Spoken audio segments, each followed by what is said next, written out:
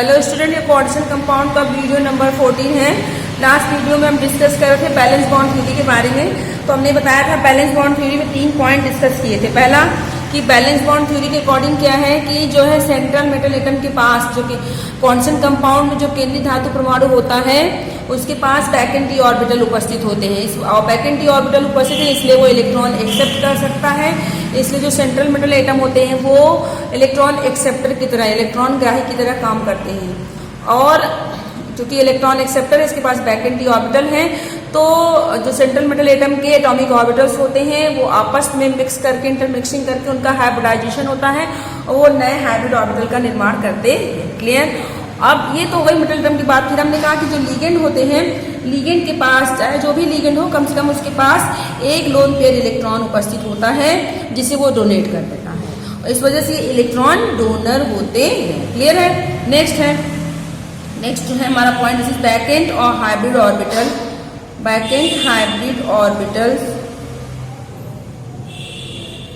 Of metal ion या metal atom. Vacant hybrid orbitals of metal atom या metal ion overlap, अतिव्यापित होते हैं, overlap with the field orbitals of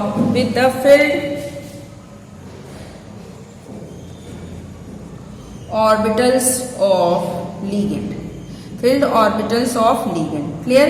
तो simple सा कहने का मतलब ये है कि जो डी ऑर्बिटल्स होते हैं, vacant D orbitals, metal ion के वैकेंट ऑर्बिटल्स लिगेंड के फील्ड ऑर्बिटल के साथ उनका ओवरलैपिंग, उनका अतिव्यापन होता है जिससे कोऑर्डिनेट बॉन्ड बनता है। क्लियर?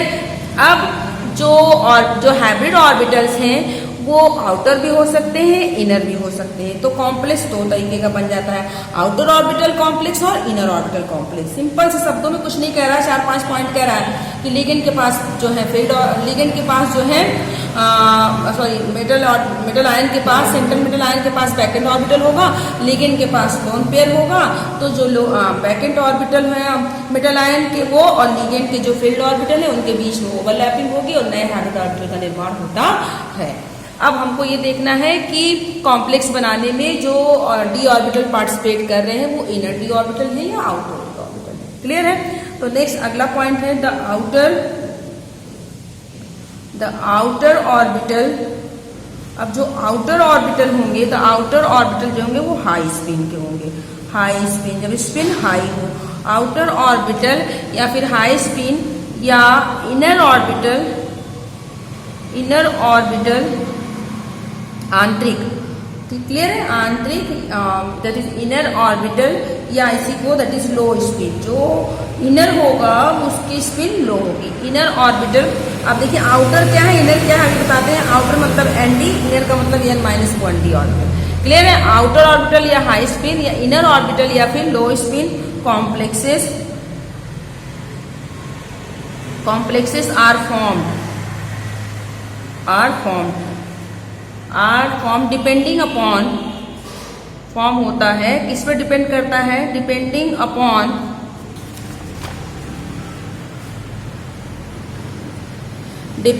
अपॉन जो वेदर द डी ऑर्बिटल पे, depending upon whether the D orbitals जो है दैट द डी ऑर्बिटल्स जो है या the D orbitals of outer shell, D orbitals of outer shell और D orbitals of inner shell are used in hybridisation.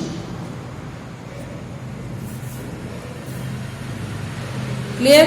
तो क्या कह रहा है सिंपल शब्दों में? कह रहा है कि जो कॉम्प्लेक्स, अब हमने पहले कहा कि जो वैकेंट और हाइब्रिड ऑर्बिटल है मेटल के, रिक्त ऑर्बिटल और लिगेंड के फील्ड ऑर्बिटल के बीच में ओवरलैपिंग होती है। आगे जो आउटर ऑर्बिटल है, आउटर और बाह्य ऑर्बिटल या हाई स्पिन या इनर ऑर्बिटल या low spin complex are form. तो जब हाइब्रिडाइजेशन होता है, ओवरलैपिंग होती है, तो कॉम्प्लेक्स दो तरीके के बन सकते हैं।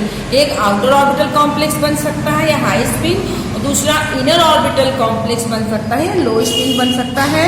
जो किस पे ये जो बन रहा है, दो तरीके कॉम्प्लेक्स है, किस बात पे डिपेंड कर रहा है, डिपेंड करता है कि जो डी ऑर्बिटल्स हैं वो हाइब्रिडाइजेशन में जो डी ऑर्बिटल है वो आउटर सेल वाले डी ऑर्बिटल्स भाग ले रहे हैं या इनर सेल के डी ऑर्बिटल्स भाग ले रहे हैं। तो अगला इसी क्रम में नेक्स्ट हम देखेंगे, यदि मान लेते हैं कि आउटर ऑर्बिटल भाग ले रहे हो हाइब्रिडाइजेशन में, बॉन्डिंग में, यदि कौन से ऑर्बिटल भाग ले रहे हो, outer orbital.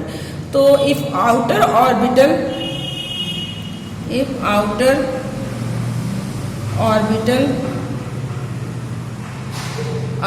orbitals of inner cell, यानी कि ND ऑर्बिटल, इसका मतलब क्या हुआ, ND ऑर्बिटल्स, आउटर का मतलब हो गया ND ऑर्बिटल, क्लियर है। इफ आउटर ऑर्बिटल, बाह्य orbital of inner, outer orbital of outer shell, outer orbital भाग ले रहे हो आउटर सेल के, दैट इज ND ऑर्बिटल। या सिंपली कर सकते हैं if outer orbital that is ND orbital are used in hybridization, यदि आउटर ऑर्बिटल यूज हो रहे हैं हाइब्रिडाइजेशन में, are used in hybridization due to that outer orbital complex are formed, due to that outer orbital complex or high spin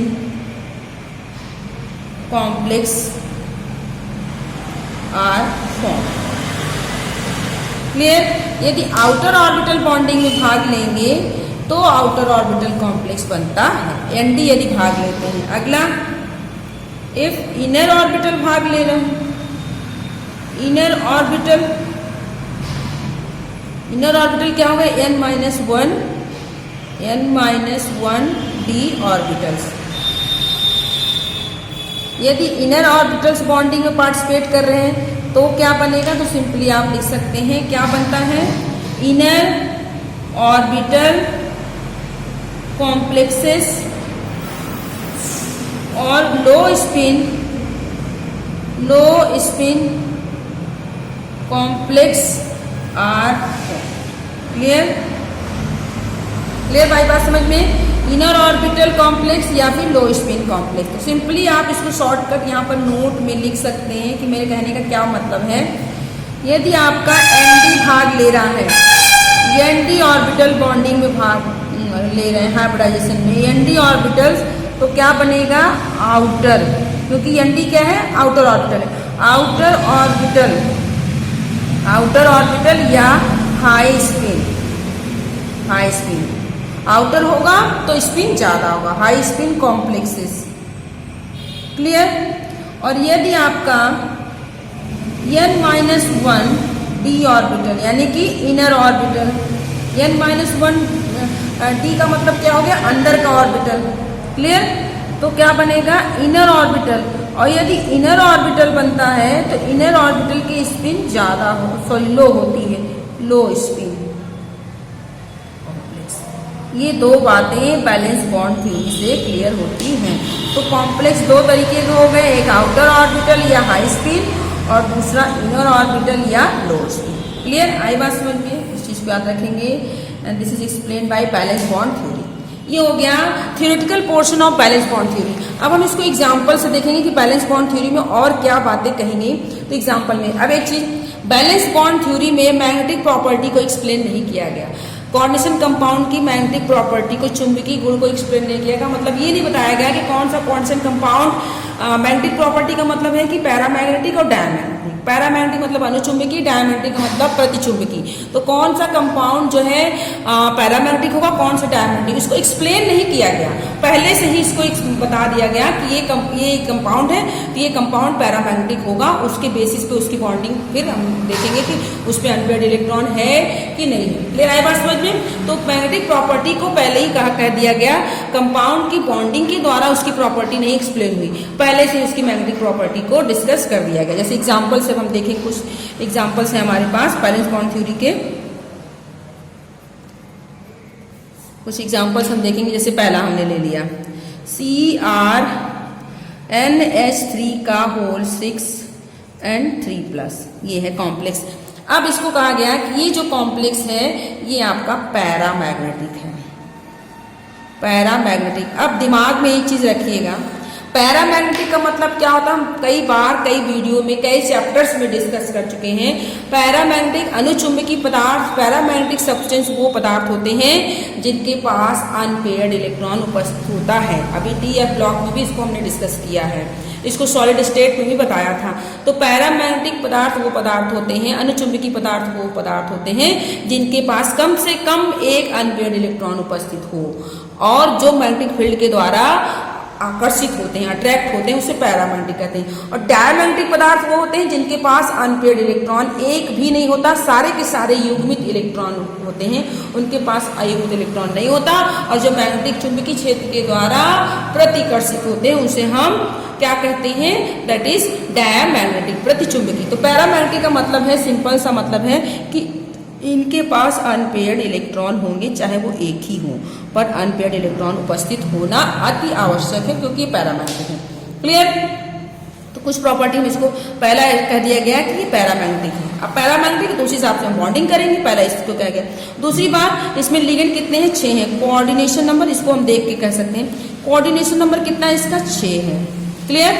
उपसह संयोजन संख्या कितनी है, 6 है। देखिए लिगेंड 6 दिखाई दे रहे हैं। और जब कोऑर्डिनेशन नंबर 6 होगा, कोऑर्डिनेशन नंबर 6 हुआ तो संरचना क्या होगी, octahedral.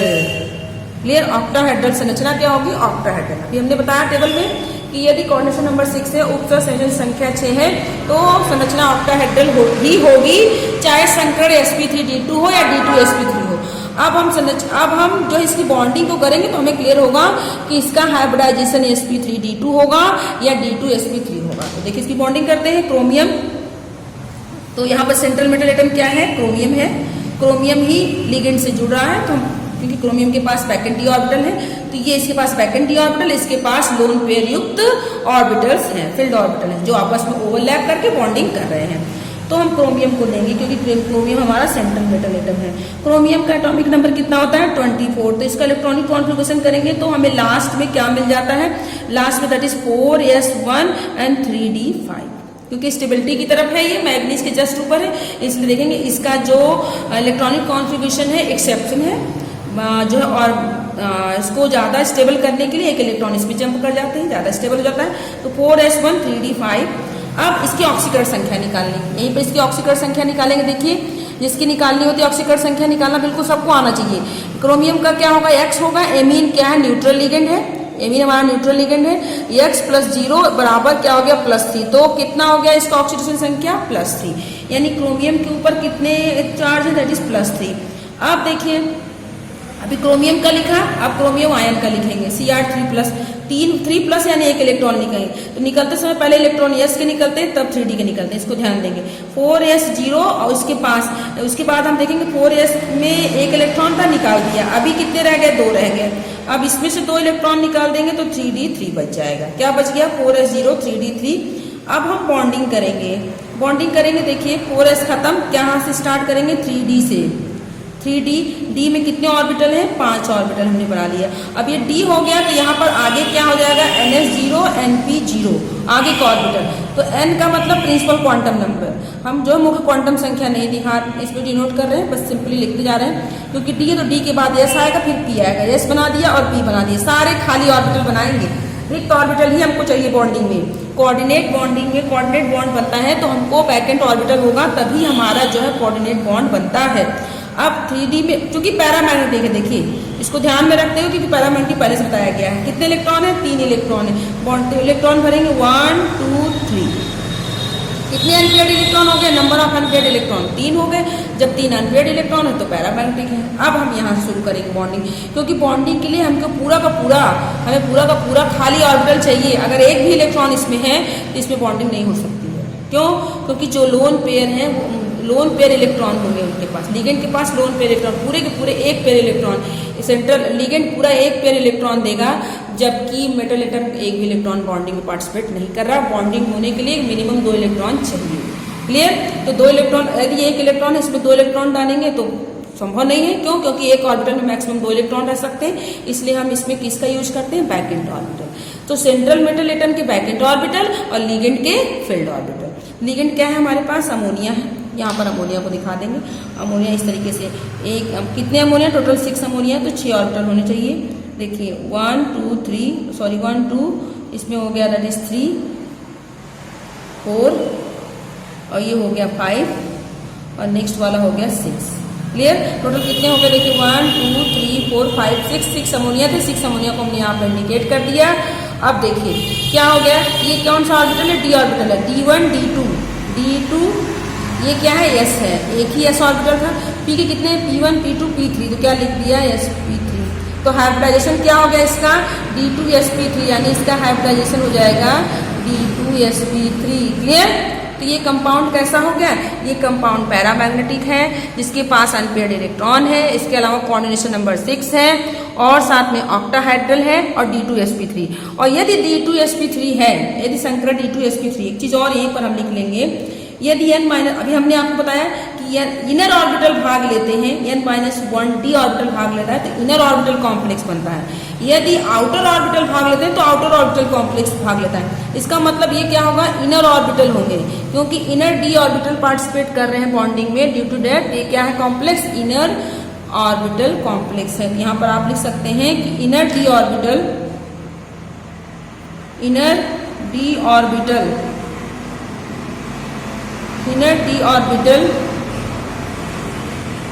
are participating in bonding में इनर डी ऑर्बिटल, अंदर के ऑर्बिटल भाग ले रहे हैं, बाहर के नहीं भाग ले रहे हैं। किसके भाग ले रहे हैं? अंदर के।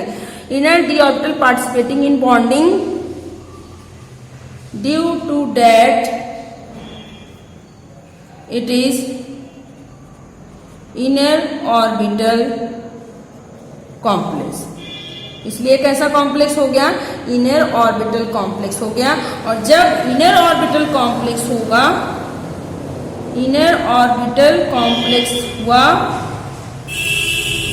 तो ये क्या हो जाएगा? That is low spin. दिमाग में बस इतना रखिए। एक चीज मैं आपको यहीं पर और डिटेल में बता देती हूँ ताकि आपको इनर आउटर में कंफ्यूजन ना हो।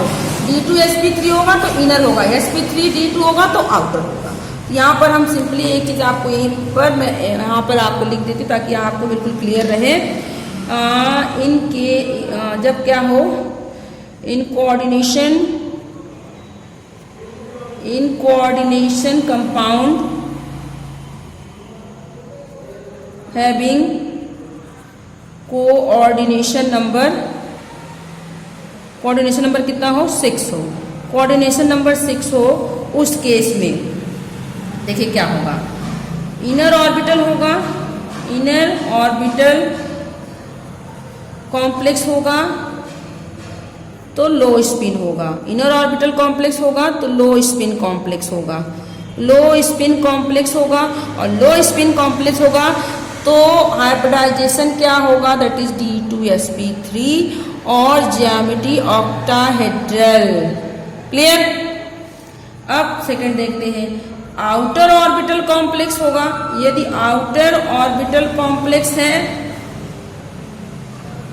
तो ये हाई स्पिन होगा। कैसा होगा? हाई स्पिन होगा। और हाई स्पिन होगा तो sp3d2 होगा और ज्यामिति ऑक्टाहेड्रल ही होगी। क्लियर है? इनर ऑर्बिटल है, लो स्पिन है तो D2sp3, आउटर ऑर्बिटल है, हाई स्पिन है तो sp3, यानी D2sp3 होगा तो इनर ऑर्बिटल लो स्पिन, sp3d2 है तो आउटर ऑर्बिटल है। क्लियर? अब कोऑर्डिनेशन नंबर 4 वाले का देख लें। कोऑर्डिनेशन नंबर 4 हो तो कोऑर्डिनेशन नंबर 4 होगा तो उस केस में आप देखिए क्या होगा। उस केस में इनर ऑर्बिटल होगा तो क्या होगा? इनर ऑर्बिटल का मतलब D पहले होगा। क्लियर? आउटर का मतलब S पहले होगा। आप ऐसे याद रखिए बस, तो आपको क्लियर रहेगा। इनर ऑर्बिटल कॉम्प्लेक्स तो इनर के साथ लो ही होगा, लो स्पिन होगा तो हाइब्रिडाइजेशन sp2 और संरचना स्क्वायर प्लेनर। क्लियर? दूसरा देख लीजिए यहीं पर। आउटर हुआ, आउटर ऑर्बिटल कॉम्प्लेक्स हुआ तो ये क्या हो जाएगा, हाई स्पिन हो जाएगा। इसको याद रखेंगे, कोई कंफ्यूजन। हाई स्पिन होगा तो आपका जो हाइब्रिडाइजेशन होगा sp3 और संरचना क्या हो जाएगी, टेट्राहेड्रल हो जाएगी। क्लियर, इसको याद रखेंगे। यानी कि कोऑर्डिनेशन नंबर 6 वाले में दोनों ही केस में ऑक्टाहेड्रल संरचना, बस इनर के साथ d2sp3, आउटर के साथ sp3d2। लेकिन कोऑर्डिनेशन नंबर 4 वाले में इनर के साथ dsp2 स्क्वायर प्लेनर, आउटर के साथ high spin sp3 tetrahedral. Clear, ये एग्जांपल हम डिस्कस करते हैं। अभी तक हमने एक एग्जांपल लिया था, अब दूसरा एग्जांपल लेते हैं। एग्जांपल नंबर 2, दूसरा जैसे हमने ले लिया CONH3 का होल 6। अभी बैलेंस बॉन्ड थ्योरी चल रही है, उसमें हम एग्जांपल ले रहे हैं। अब देखिए इसमें इन्होंने क्या कहा कि ये कंपाउंड कैसा है, दैट इज डायामैग्नेटिक। ये कंपाउंड कैसा है, डायामैग्नेटिक है। चलिए कोई बात नहीं, कंपाउंड डायामैग्नेटिक है। और अपनी तरफ से हम लिख देते हैं कंपाउंड कोऑर्डिनेशन नंबर कितना है इसमें, देखिए कोऑर्डिनेशन नंबर कितने हैं, CO, एक बार फिर से मैं यहाँ पे लिख देती हूँ, दैट इज CONH3 का होल 6 and 3+। कोऑर्डिनेशन नंबर कितना है, 6 है। लिगेंड कितने हैं, 6 है, तो कोऑर्डिनेशन नंबर 6 हो गया। यदि कोऑर्डिनेशन नंबर 6 है तो संरचना ऑक्टाहेड्रल। अब क्या डिसाइड करना रह गया कि इनर ऑर्बिटल है आउटर ऑर्बिटल, d2sp3 संकरण होगा या sp3d2 होगा, तो उसके लिए हम बॉन्डिंग कर देंगे। देखिए कोबाल्ट सेंट्रल मेटल एटम है, कोबाल्ट का एटॉमिक नंबर 27। फिर देखेंगे कोबाल्ट दैट इज 4s2 और 3d7 मिलता है। आयन, इसकी ऑक्सीकरण संख्या कितनी जाएगी, 3+ हो जाएगी। इलेक्ट्रॉन निकालेंगे 4s0 एंड 3d6 हो जाएगा। अब उसके बाद बॉन्डिंग कर देंगे, तो देखिए खत्म, क्या बच गया, 3d, 1 2 3 4 5। उसके बाद ns0 एंड np0। क्लियर है, तो ये ns का बना दिया और ये np का बना दिया। 6 इलेक्ट्रॉन थे, डायमैग्नेटिक है। डायमैग्नेटिक होने का मतलब नो अनपेड इलेक्ट्रॉन, सारे के सारे पेड इलेक्ट्रॉन। 6 है, 6 के 6 पेयर, 1 2 3 4 5 6। कोई अनपेड इलेक्ट्रॉन होगा तभी पेयरिंग होगी। तो साइनाइड, अब यहाँ पर अमोनिया है, अमोनिया को रख देंगे, एक अमोनिया यहाँ पर, दूसरा यहाँ, थर्ड वन यहाँ पर हो गया, फोर्थ यहाँ पर, फिफ्थ और ये हो गया 6। यानी कि संकरण क्या हो गया, d2sp3। ये कंपाउंड कैसा है, इनर ऑर्बिटल है, इनर ऑर्बिटल कॉम्प्लेक्स है। कंपाउंड कैसा हुआ, इनर ऑर्बिटल कॉम्प्लेक्स, मतलब इनर ऑर्बिटल है और लो स्पिन कॉम्प्लेक्स है। क्लियर है, इतनी चीजें आपको याद रखनी है। d2sp3 डायमैग्नेटिक है, ऑक्टाहेड्रल, कोऑर्डिनेशन नंबर 6 है, d2sp3 संकरण हुआ, इनर ऑर्बिटल लो स्पिन हो गया। लेकिन बैलेंस बॉन्ड थ्योरी में ये एक्सप्लेन नहीं हो पाया कि कब हम, मतलब ये क्योंकि मैग्नेटिक प्रॉपर्टी डिसाइड नहीं कर पाए, इसकी वजह से एक्सप्लेन नहीं हो पाया कि कब इनर ऑर्बिटल होगा, कब आउटर होगा, किस तरीके से लिगेंड पे क्या इफेक्ट पड़ेगा, लिगेंड स्ट्रॉन्ग फील्ड होगा, वीक फील्ड होगा। इसको हम नेक्स्ट वीडियो में डिस्कस करेंगे इन क्रिस्टल फील्ड थ्योरी।